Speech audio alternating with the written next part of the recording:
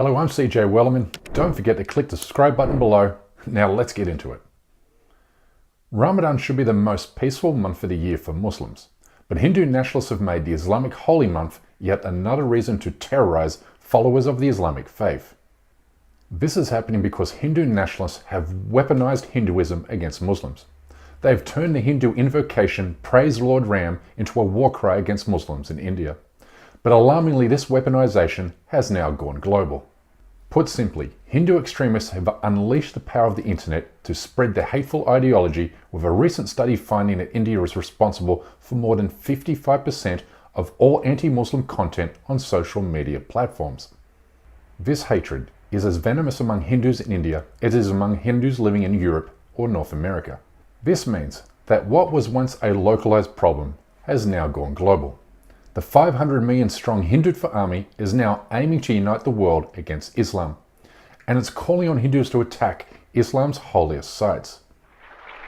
आज समय है इस्लाम के खिलाफ, इस्लाम के जिहाद के खिलाफ पूरी धरती को एकजुट करने का, पूरी धरती को लामबंद करने का। हिंदू राष्ट्र बहुत बड़ा स्वप्न है, वीर सावरकर का स्वप्न है, शिवाजी का स्वप्न है, लेकिन जो सपना हम सबकी आंखों में होना चाहिए, केवल अफगानिस्तान तक नहीं, हमें मक्का के उस मंदिर को भी लेना होगा। It's no wonder the United Nations has warned anti-Muslim hatred has risen to epidemic proportions. It's because hate speech found online always translates into hate crimes offline, which means the hatred you see against Muslims in the streets of Delhi is being replicated by Hindu extremists in cities throughout the world. So at the same time, Hindu extremists are using Hindu religious festivals as a pretext to attack mosque and Muslim neighborhoods across India, like they did during last month's Ram Navami holiday, the same radicalized Hindus are committing terrorist attacks against Muslims in Europe and North America, like this attack carried out on a mosque in Canada on 6th of April, when a Hindu extremist drove his car directly at Muslim worshippers as they gathered inside for Ramadan prayers. Add this to the list of many terrorist attacks committed by Hindus during the past year. We have seen Hindu mobs attack Muslims in the UK's Leicester City over the course of several weeks.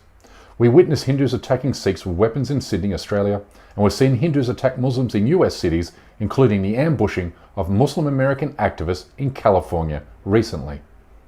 And as we revealed in a recent episode, Hindu nationalist groups in the United States have raised tens of millions of dollars from American donors to demolish 30,000 mosques in India. And similar funding operations are occurring in the UK, Canada and Australia, via a network of right-wing Hindu groups that share a genocidal ambition, making this a globalized war against Muslims.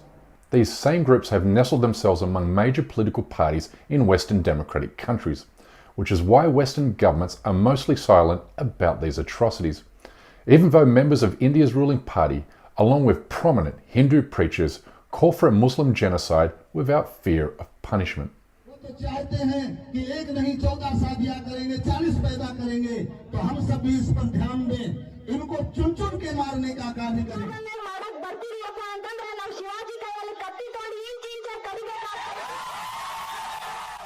But before we go on, we urgently need your help to expose injustices in the Muslim world. Please support us at patreon.com/CJ Wellerman. You'll be helping us bring these stories to a wider audience. Thank you. Now back to our show. India's ruling party is also celebrating the Muslim genocide that took place in Gujarat 20 years ago, where 2,000 Muslims were mass murdered and tens of thousands more were mass raped. The Modi regime wants this atrocity to be repeated many more times. For instance, last year the BJP ruled government in Gujarat ordered the Supreme Court to release the 11 Hindu extremists who were convicted of gang raping a pregnant Muslim mother and killing her family members during the genocide. The criminals were greeted in the streets as heroes. Now look at the image on the right. That's from yesterday, where rapists who were convicted in the Bilkis Bano case of 2002 were feted by the Vishwa Hindu Parishad. They were garlanded, they were given sweetmeats. So rapists are being feted in Gujarat in 2022. One of the convicted rapists even appeared on stage at a BJP event in Gujarat, alongside a member of parliament on the 25th of March. A few days later, a court in Gujarat acquitted all 26 persons accused of gang raping and murdering more than 12 Muslims in 2002.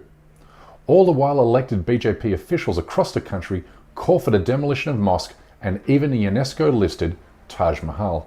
মন্দিৰ এটা তাত নিৰ্মাণ হ'ল তাজমহল ভাঙি আৰু কুতুব মিনাৰ ভাঙি মইতো মাননীয় দেশৰ প্ৰধানমন্ত্ৰী নৰেন্দ্ৰ মোদী ডাঙৰীয়াক আহ্বান জনাম যে তাজমহল ভাঙি আৰু কুতুব মিনাৰ ভাঙি তাতকৈ ডাঙৰ বিশ্ব সৰ্বতকৈ ধুনীয়া আৰু মন্দিৰ এটা তাত নিৰ্মাণ হ'ল।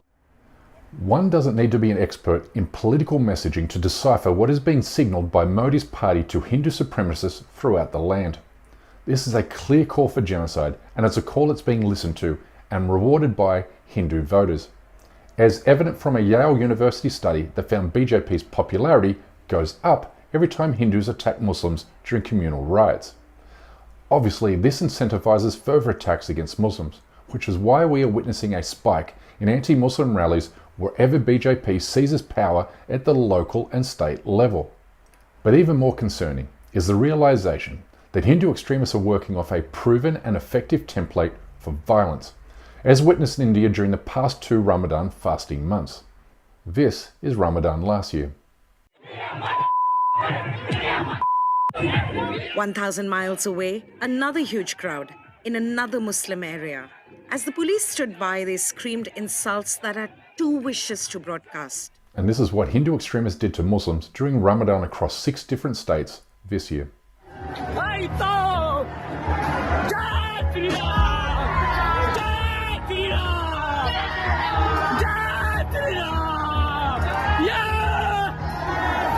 From Delhi to Gujarat and from West Bengal to Uttar Pradesh, Hindu extremists are using Hindu festivals to carry out organized attacks against Muslim neighborhoods, where they vandalize mosques and destroy Muslim homes and shops. These Muslim-owned properties were set on fire in Kolkata on April 9.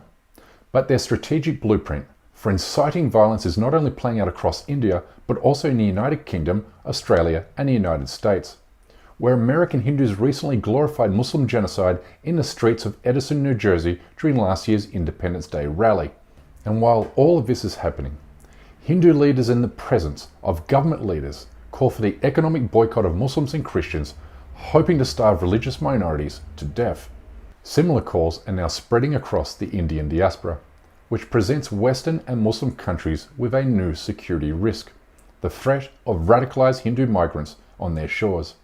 In an episode last year, I called on Western governments to ban and deport Indian migrants with ties to Hindu extremist groups. But at this stage, this call has been ignored.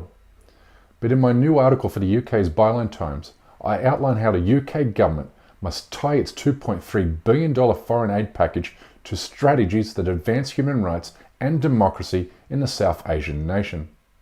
The West should care as much about saving India's democracy as it does about defending Taiwan's, because the lives of 200 million Muslims depend on it. Anyway, that's my time for today. Please don't forget to subscribe to this channel, and we kindly ask you please support this endeavour by becoming a member of this show at patreon.com/CJWellerman. We can't produce, sustain and grow this show without your help, and we offer exclusive benefits to those who do. But for now, good night, good morning, wherever you are, and stay blessed.